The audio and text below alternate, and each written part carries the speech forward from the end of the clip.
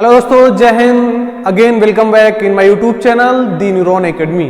तो आज के इस वीडियो में हम डिस्कस करेंगे एक बहुत इंपॉर्टेंट टॉपिक है जो आपका फार्माकोलॉजी सब्जेक्ट से बिलोंग करता है।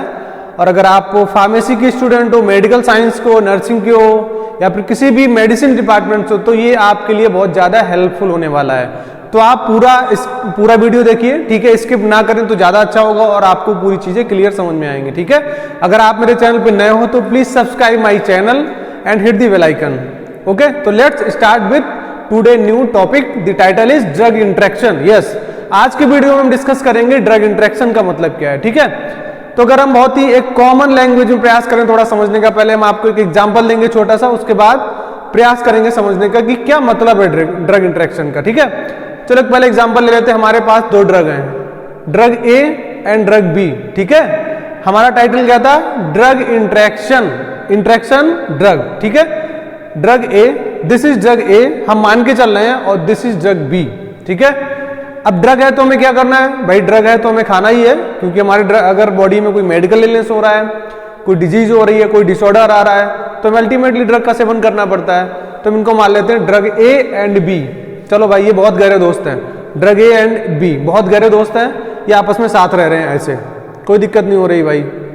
ना इनकी फैमिली को दिक्कत है, ना ड्रग ए की फैमिली को दिक्कत है, ना ही ड्रग बी की फैमिली को दिक्कत है। बढ़िया फिजिकल कंपैटिबिलिटी है, उनके पास कोई दिक्कत नहीं हो रही, आराम से दोनों लोग साथ में हैं, ठीक है। चलो भाई, अब क्या हुआ? हमारी ड्रग ए गुस्सा हो गई ड्रग बी से, ठीक है। जब गुस्सा हो गई तो क्या हुआ? दोनों अलग अलग हो गए, ठीक है। ड्रग ए कह रहा है मुझे इधर जाना है, ड्रग बी कह रहा है नहीं मुझे इधर जाना है। ड्रग ए कह रहा है मुझे फॉरवर्ड जाना है, ड्रग बी कह रहा है नहीं मुझे रिवर्स जाना है, ठीक है। अब आगे समझ में आपको? ड्रग इंटरेक्शन मतलब एक ड्रग दूसरे से कैसे इंटरेक्ट हो रही है और वो बॉडी में आपके क्या हार्मफुल इफेक्ट छोड़ सकती है, and as well as useful effect, ठीक है। तो ड्रग इंटरेक्शन आपका वो यूजफुल भी हो सकता है और हार्मफुल भी हो सकता है। जैसे माना एग्जांपल दे दिया आपको, अगर दोनों drug A and drug B में कंपैटिबिलिटी है, ठीक है, गहरी मित्रता है, तो कोई दिक्कत नहीं होगी हमारे शरीर को, बिल्कुल बढ़िया चलेगा। ड्रग ए भी अपना एक्शन शो करेगी, ड्रग बी भी एक्शन करेगी, और जब यूनिटी में ताकत होती है, आपने सुना होगा ना, और जब दोनों साथ में मिलकर जाएंगे तो और अच्छा बॉडी में एक्शन प्रोड्यूस करेंगी। अगर एक ड्रग दूसरे से गुस्सा हो जाए, मतलब भाई ड्रग ए और दूसरे ड्रग बी से गुस्सा हो गई, तो क्या करेगी? बॉडी में जाके आपको हार्मफुल इफेक्ट शो करेगी। This is all over concept and example of drug interaction. I hope आपको समझ में आ गया होगा, ठीक है। दूसरा एग्जाम्पल ले लें हम भाई, दो फ्रेंड हैं, एक का नाम है श्याम, एक का नाम है राम, ठीक है। दोनों हमारे फ्रेंड बहुत अच्छे हैं, बढ़िया कंपेटिबिलिटी है उनकी, ऑल ओवर चीजें बढ़िया चल रही हैं, अपना एजुकेशन भी बढ़िया, मित्रता अच्छी चल रही है उनकी। समटाइम्स उसके कुछ हिंड्रेंस आ गए, उनकी फैमिली के हिंड्रेंस, फाइनेंशियल हिंड्रेंस, या अभी कोई भी एक्सटर्नल हिंड्रेंस आ गया, दोनों में लड़ाई हो गई, ठीक है। दोनों में लड़ाई हो गई भाई, दोनों एक तरफ भाग गए। वो एक कह रहा है नहीं हम उधर जा रहे हैं, वो कह रहा है हम उधर जा रहे हैं, मतलब इनकम्पेटिबिलिटी नहीं हो रही है, सुटेबिलिटी फॉर्म नहीं हो रहा है, म्यूचुअल अंडरस्टैंडिंग नहीं होगी उनमें। यही कॉन्सेप्ट है हमारा ड्रग इंटरेक्शन के साथ, ठीक है। अब हम देखेंगे डिटेल विद साइंटिफिक एविडेंस कि हमारा ड्रग इंटरेक्शन का ऑल ओवर पर्पज क्या है। स्टार्ट। तो पहले हम समझ लेते हैं कि ड्रग इंटरेक्शन हमारा कितने टाइप्स का होता है। अगर मेजर ड्रग इंटरेक्शन की बात करें तो 3 टाइप्स में होता है, ठीक है। तो हमने पहला टाइप्स क्या लिखा हुआ है? ड्रग इंटरेक्शन, ठीक है। अगर हम बात करें इंटरेक्शन की, क्लियर, तो इंटरेक्शन का सिंपल सा मतलब होता है कि किसी चीज से मिलना, कम्युनिकेट करना, इंटरेक्ट होना, ठीक है। अगर वो ह्यूमन इंटरेक्शन है तो आदमी आदमी मिलेंगे, व्हाट्सएप इंटरेक्शन है तो एक व्हाट्सएप दूसरे से शेयर करेगा, सोशल नेटवर्किंग इंटरेक्शन है तो वो फेसबुक हो सकता है, इंस्टाग्राम हो सकता है, लिंक्डइन हो सकता है, और यहाँ पे क्या है हमारा? Drug interaction. तो कौन आएगा यहाँ पे? केवल हम ड्रग की बात कर रहे हैं, ड्रग इंटरेक्शन, तो केवल ड्रग का इंटरेक्शन होगा। अब 3 हमारे इंटरेक्शन है मेजर, कौन कौन से हैं? ड्रग इंटरेक्शन समझ लिया, एक ड्रग दूसरे से मिल रही है, इंटरेक्ट हो रही है, ड्रग इंटरेक्शन हो गया। दूसरा हमारा है ड्रग एंड फूड इंटरेक्शन। पहला कौन होगा? ड्रग होगा, दूसरा होगा हमारा खाना, यस, भोजन जो हम लोग इंटेक करते हैं अपनी लिविंग को बनाने के लिए और ऊर्जा को प्रदान करने के लिए, वो होता है हमारा फूड। तो दूसरा कौन सा हुआ? Drug and food interaction. पहले में था हमारा ड्रग, दूसरे में हमारा है ड्रग एंड फूड इंटरेक्शन। तीसरा हमारा क्या है? Drug and herbal interaction. Yes, herbal का मतलब होता है औषधि, लाइक आयुर्वेदा या फिर कोई मराइन सोर्स हो या फिर हम किसी पौधे से कोई दवा ले रहे हैं, वो आपका सिंगल फाइटोकेमिकल हो सकता है या फिर वो पॉली हर्बल फॉर्मुलेशन हो सकता है।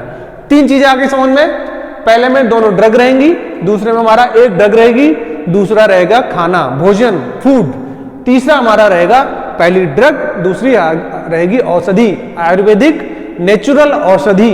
This is drug and herbal interaction. Hope you got 3 types of drug interaction. Okay, let's move to mechanism, molecular and cellular mechanism of drug interaction. Yes, अगर मैकेनिज्म की बात करें तो हमारे पास 2 मेजर मैकेनिज्म है। कौन कौन सी हैं? पहला अगर मैकेनिज्म की बात करें तो हमारे पास है फार्माकोकाइनेटिक।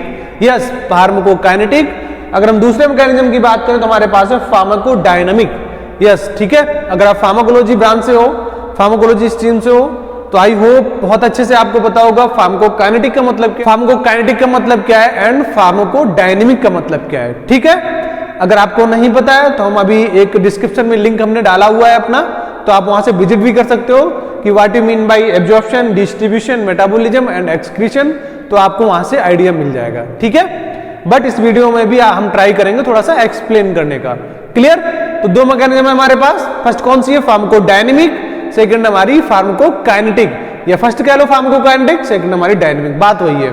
ठीक है, तो अगर हम बात करें फार्माकोडायनामिक की, ओके, तो we move to first mechanism is pharmacokinetic.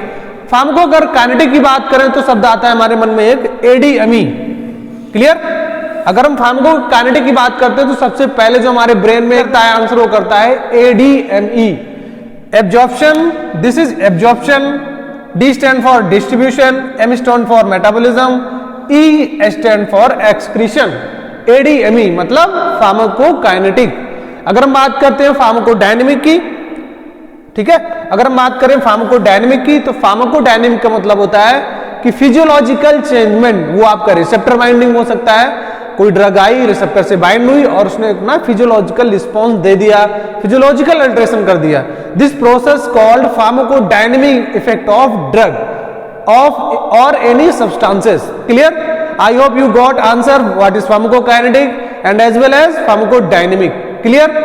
अब हम बात करेंगे, पूरा काइनेटिक समझेंगे, डायनेमिक समझेंगे विद एग्जांपल, कौन कौन सी ड्रग काइनेटिक इफेक्ट दे रही हैं, कौन सी डायनेमिक दे रही हैं। क्लियर? तो first move to absorption of drug, ये हमारा एग्जांपल है। ठीक है, अब बात करेंगे एब्जॉर्प्शन। काइनेटिक में अभी हमने बताया एडीएमई, तो सबसे पहले हम डिस्कस करेंगे ए मतलब एब्जॉर्प्शन। एब्जॉर्प्शन का मतलब है कि जो हमने ड्रग साइट पे दी है और वो ब्लड स्ट्रीम में पहुंच रही है, दिस इज एब्जॉर्प्शन। एब्जॉर्प्शन समझ में आ गया? एब्जॉर्प्शन अब देखो क्या होता है। एब्जॉर्प्शन में क्या होता है, मान लो आपने 2 ड्रग ले ली, ठीक है, drug A and drug B, 2 drug ले ली, अब दोनों मिल गई आपस में और एक कॉम्प्लेक्स बना लिया, एक कॉम्प्लेक्स बना लिया जो कि इनसॉल्युबल है, पुअर या फिर इनसॉल्युबल। इनसॉल्युबल का मतलब है अघुलनशील, मतलब वो घुल नहीं पा रहा है आपके गट में, आपके इंटेस्टाइन में या फिर आपके जीआईटी में। जब वो घुलेगा नहीं तो अपना एक्शन शो नहीं कर पाएगा। यही लिखा है हमने, due to poor and insoluble complex in gut. Absorption समझ में आ गया, दोनों मिल गई, दोनों ड्रग, और उन्होंने इनसॉल्युबल कॉम्प्लेक्स बना लिया और वो घुल नहीं पा रही हैं। जब घुलेंगी नहीं ड्रग्स तो हमारी एक्शन शो नहीं कर पाएंगी वो। क्लियर? एग्जाम्पल हमने क्या लिया है, इसका एग्जाम्पल लिया है tetracycline with calcium compound. Yes, tetracycline या फिर कैल्शियम सप्लीमेंट अगर आप साथ में ले रहे हो तो वहां पे चिलेट बनता है कैल्शियम का, इनसॉल्युबल चिलेट, जो कि एब्जॉर्ब नहीं होता है आपकी बॉडी में, बहुत ही प्रॉब्लम होती है। क्लियर?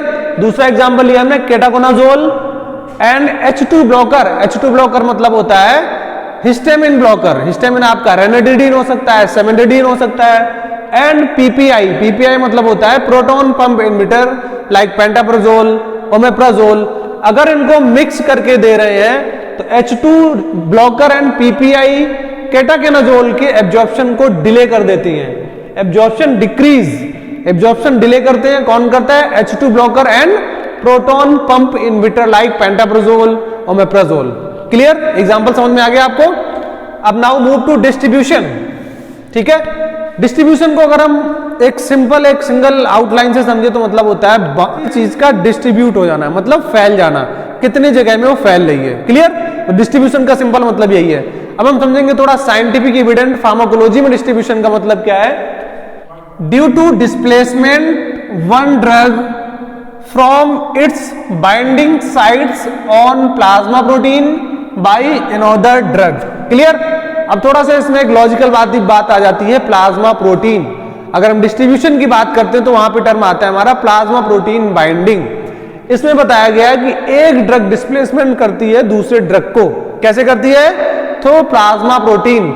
अगर मान लो एक ड्रग आपने ले ली है, ठीक है, अब दूसरी ड्रग उसकी डिस्प्लेसमेंट कर दिया उसने। डिस्प्लेसमेंट मतलब है कि मान लो एक ड्रग गई और बाइंड हो गई, अब दूसरी ऊपर से चली गई, उसको उसने ढकेल दिया, डिस्प्लेस कर दिया उस लोकेशन से। This is called displacement interaction. Clear? अब डिस्प्लेसमेंट इंटरेक्शन में क्या हुआ? एक ड्रग ने दूसरी ड्रग की प्लाज्मा प्रोटीन बाइंडिंग को बढ़ा दिया। अगर किसी भी ड्रग की प्लाज्मा प्रोटीन बाइंडिंग ज्यादा है, इट मींस उसका बॉडी में रिटेंशन टाइम ज्यादा होगा एंड टी हाफ भी बढ़ जाएगा। क्लियर? आ गया समझ में? तो डिस्ट्रीब्यूशन में अगर किसी भी ड्रग का डिस्प्लेसमेंट हो रहा है तो प्लाज्मा प्रोटीन बाइंडिंग बढ़ जाएगी, कम भी हो सकती है या फिर बढ़ भी सकती है। ठीक है? अगर प्लाज्मा प्रोटीन बढ़ रही है, बाइंडिंग बढ़ रही है, तो ड्रग का रिटेंशन टाइम बढ़ जाएगा और टी हाफ बढ़ जाएगा उसका। क्लियर? मतलब हमारी बॉडी में ज्यादा देर तक स्टे कर पाएगी वो। अब इसका एग्जांपल समझते हैं। क्या हमने एग्जांपल लिया इसका? एनसैड्स एंड एंटी एपिलेप्टिक ड्रग्स। एनसैड्स का मतलब क्या है? Non steroidal anti inflammatory drugs. Non steroidal इसलिए बोला गया है, ऐसी ड्रग्स जिनमें स्टेरॉइडल मोइटी नहीं है, that's why we call non steroidal anti inflammatory drugs. दूसरा हमने लिया है एंटी एपिलेप्टिक्स। क्लियर? अगर आप साथ में दोनों ड्रग्स दे रहे हो तो उनका डिस्प्लेसमेंट इंटरेक्शन हो जाता है, जिससे प्रॉब्लम आती है ड्रग के एक्शन आने में। क्लियर? दो चीजें समझ में आ गई आपको, absorption and distribution. Now move to metabolism. अब आप बात करेंगे मेटाबॉलिज्म। ठीक है? मेटाबॉलिज्म को एक नाम से और जानते हैं, metabolism also known as bio transformation. Yes, bio transformation. अगर हम मेटाबॉलिज्म टर्म की बात करते हो तो मेटाबॉलिज्म जो होता है आपका होता है लीवर में। क्लियर? अब लीवर में क्या भाई, सिंपल सी बात है, अगर लीवर में हो रहा है तो आप ड्रग कैसे ले रहे हो? ओरल ले रहे होगे, आईवी लोगे तो वो तो मेटाबॉलिज्म होगा नहीं, उसका लीवर में नहीं पहुंच रही है। आईएम ले रहे हो तभी उसका लीवर हिपैटिक मेटाबॉलिज्म नहीं होगा। तो hepatic metabolism also only for oral route of administration of drugs. Clear? तो ओरल जितनी भी आप ड्रग्स ले रहे हो उसी में केवल हिपैटिक मेटाबॉलिज्म होगा। क्लियर? तो इसमें क्या लिखा हुआ है? CYP enzyme. ठीक है? जो आपका मेटाबॉलिज्म होता है उसमें माइक्रोसोमल इंजाइम्स होते हैं, लाइक CYP इंजाइम्स होता है आपका microsomal enzyme for responsible of metabolism. Clear? First pass metabolism ये बता दिया मैंने। अगर ओरल आप ले रहे हो तो उसका फर्स्ट पास मेटाबॉलिज्म कहां होगा? वो होगा आपका हिपैटिक और लीवर में। देखो इसके एग्जांपल की बात करें हम, अब कोई ड्रग आप ले रहे हो तो वो हिपैटिक मेटाबॉलिज्म जो इंजाइम है, माइक्रोसोमल इंजाइम है, उनको या तो बढ़ा सकती है या फिर उनके लेवल को कम कर सकती है। ठीक है? हम बोल सकते हैं मेटाबॉलिक इंड्यूसर या फिर मेटाबॉलिक इनहिबिटर। अगर हम बात करें मेटाबॉलिक इनहिबिटर की तो हमारे पास कौन कौन से हैं? Clarithromycin, erythromycin and diltiazem. ऐसे तो अगर बहुत सारी ड्रग्स हमारे नंबर ऑफ ड्रग्स हमारे पास हैं, बट हमने एग्जांपल में यहाँ पे बहुत कम ड्रग्स को थोड़ा एक्सप्लेन किया है। Clarithromycin, erythromycin and diltiazem. Clear? ये हमारी आती है इनहिबिटर में। अगर इन केस ऑफ हम बात करें इंड्यूसर की तो इंड्यूसर में हमारे पास है फेनेटोइन, रिफॉर्मपिन या रिफॉर्मसिन, तीसरी ड्रग है फिनोबार्बिटल। क्लियर? तो इंड्यूसर आपको पता लग गया और इनहिबिटर पता लग गया। क्लियर? ये हमारा फार्माकोकाइनेटिक इंटरेक्शन हो रहा है। अब बात करें थर्ड पॉइंट की, हमारे पास एब्जॉर्प्शन हो गया, डिस्ट्रीब्यूशन हो गया, मेटाबॉलिज्म हो गया। अब बात करेंगे लास्ट में, जब पूरी प्रोसेस हो गई हमारे बॉडी में, अब ड्रग को क्या है भाई? ड्रग को बॉडी से बाहर निकलना है, मतलब एक्सक्रीट आउट होना है। अगर वो ड्रग बाहर नहीं निकलेगी तो हमें हार्मफुल इफेक्ट देती रहेगी, इसलिए उसको क्या कराना है? हमने ले लिया है, पूरा एक्शन हो गया है, एब्जॉर्प्शन हो गया, डिस्ट्रीब्यूशन हो गया, मेटाबॉलिज्म हो गया। अब क्या करना है? हमारा तो काम हो गया ना, अब हम ड्रग को निकालेंगे बाहर, एक्सक्रीट कर देंगे अपनी बॉडी से। ठीक है? अब क्या होता है इसमें? हमारे पास प्रोवेंसिड देते हैं पेनिसिलिन या फिर सिफेलोस्पोरिन के साथ, तो क्या करता है, जो हमारा प्रोवेंसिड है वो टिब्यूलर सिक्रेशन को ब्लॉक कर देता है।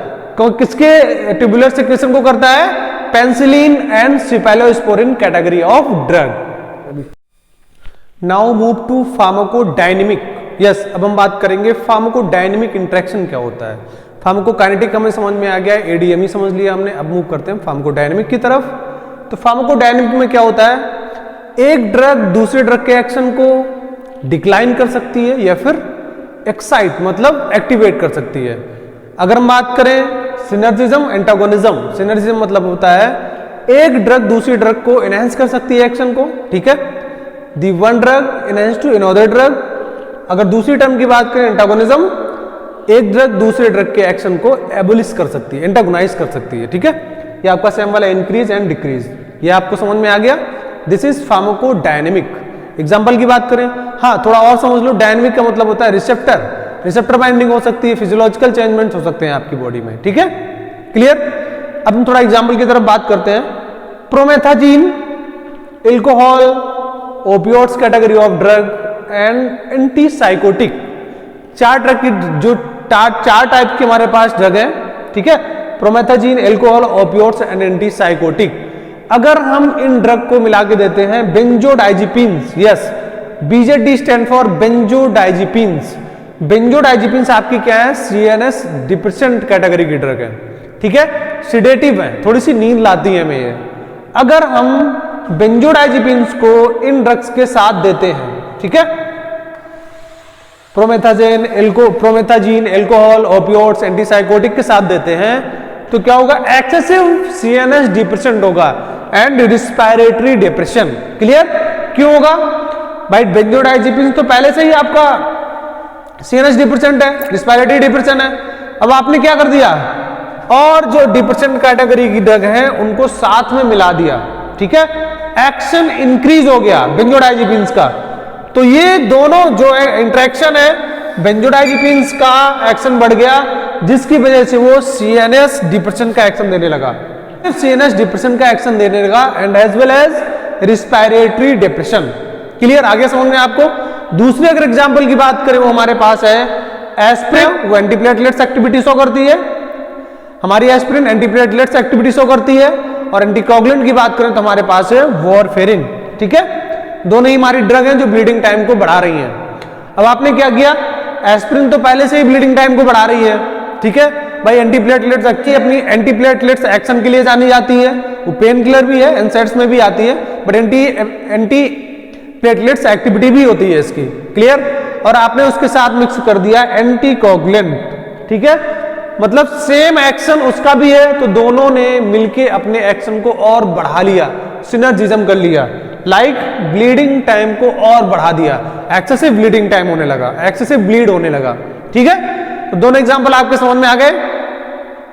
क्लियर, सा ऐड कर लो, इसमें बहुत सारे ड्रग इंटरेक्शन आपके यूजफुल होते हैं, ठीक है। यूजफुल की अगर हम बात करें, मान लो आप पैरासीटामोल के साथ एसिक्लोफेनेक ले लेते हो ना, तो आपको थोड़ा सा एक्शन अच्छा मिल जाता है। या आप मान लो पैरासीटामोल के साथ आपने एर्गोटामाइन मिला दिया, तो हेडेक के लिए थोड़ा सा अच्छा काम करता है। तो ऐसे बहुत से हमारे फिक्स डोज कॉम्बिनेशन है, रैशनल फिक्स डोज कॉम्बिनेशन है, जो ड्रग इंटरेक्शन करते हैं और वो यूजफुल इफेक्ट हमारी बॉडी के लिए बेनिफिशियल होते हैं। फार्माकोकाइनेटिक, फार्माकोडायनेमिक समझ में आ गया। अब जो डायनेमिक एंड फार्माकोकाइनेटिक इंटरेक्शन हो रहा था वो आपके बॉडी में हो रहा था, वो था इन वीवो। अब हम बात करेंगे एक ऐसा ड्रग इंटरेक्शन होता है, वो होता है हमारा in vitro. Yes, in vitro मतलब होता है आउटसाइड द बॉडी। हमने एग्जांपल लिखा हुआ है, पेनिसिलिन जी एंड जेंटामाइसिन मतलब अमीनोग्लाइकोसाइड, या फिर हिपेरिन प्लस पेनिसिलिन और हाइड्रोकॉर्टिसोन। तीसरा हमने एग्जांपल लिखा है non adrenaline and sodium bicarbonate. Yes, अगर आप पेनिसिलिन के साथ जेंटामाइसिन मिलाते हो, एक इन विवो नहीं होगा, ये आउटसाइड दी बॉडी हो रहा है। मान लो आप पेनिसिलिन का इंजेक्शन दे रहे हो और आपने उसमें मिला के जेंटामाइसिन का वाइल डाल दिया, तो आपका इनसॉल्युबल प्रेसिपिटेट बन जाएगा, जो कि आप लगा नहीं सकते हो, उसको एडमिनिस्ट्रेट नहीं कर सकते हो। उस तरह सेम होता है हिपेरिन के केस में, हिपेरिन के साथ पेनिसिलिन और हाइड्रोकॉर्टिसोन को नहीं मिला सकते हो। Non adrenaline and sodium bicarbonate के साथ आप आपस में कंबाइंड नहीं कर सकते हो। This is in vitro drug interaction. Please take it screenshot.